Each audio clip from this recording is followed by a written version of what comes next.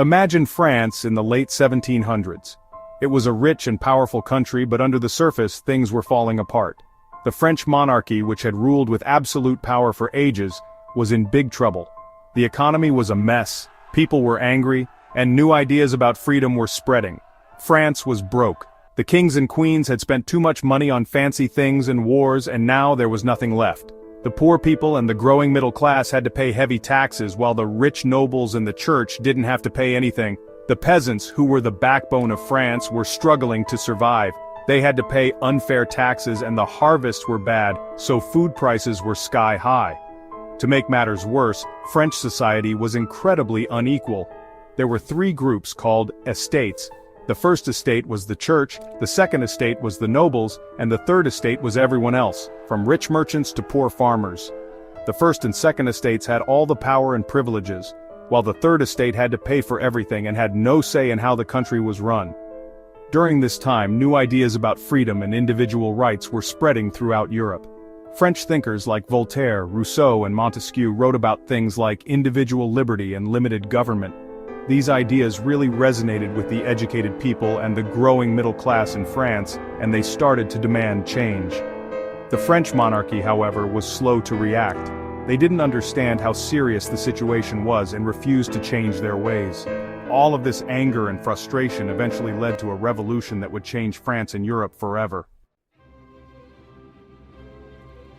In 1774, King Louis XVI became King of France. He was a good man but not a very strong leader, and he inherited a kingdom on the verge of collapse. France was in a state of chaos and Louis wasn't sure how to fix it. He surrounded himself with advisors, but they couldn't come up with any good solutions either. Louis tried to make some changes, but he wasn't very decisive, and his efforts weren't enough to satisfy the increasingly frustrated French people. His queen, Marie Antoinette, wasn't very popular either.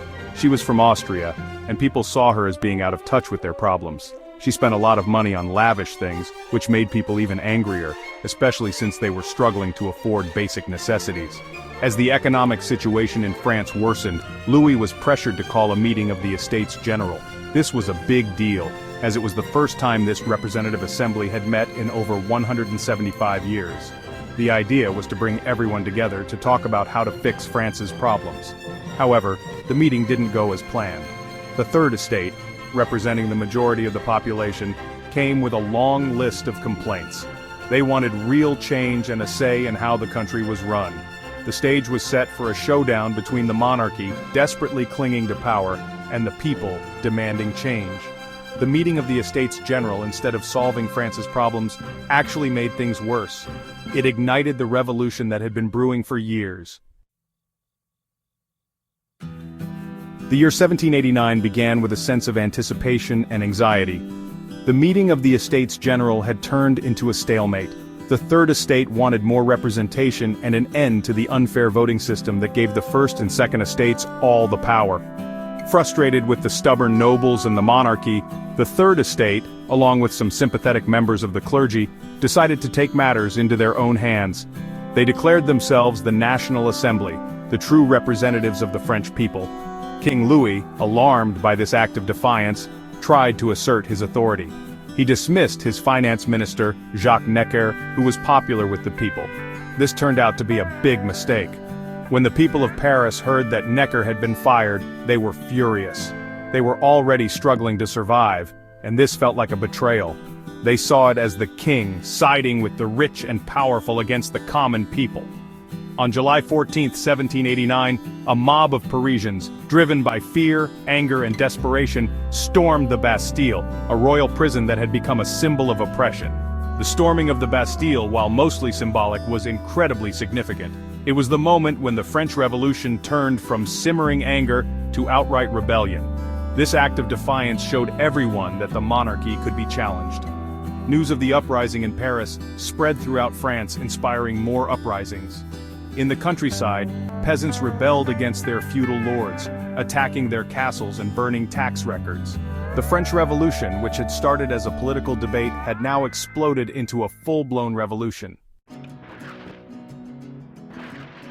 After the fall of the Bastille, France went through a period of intense change.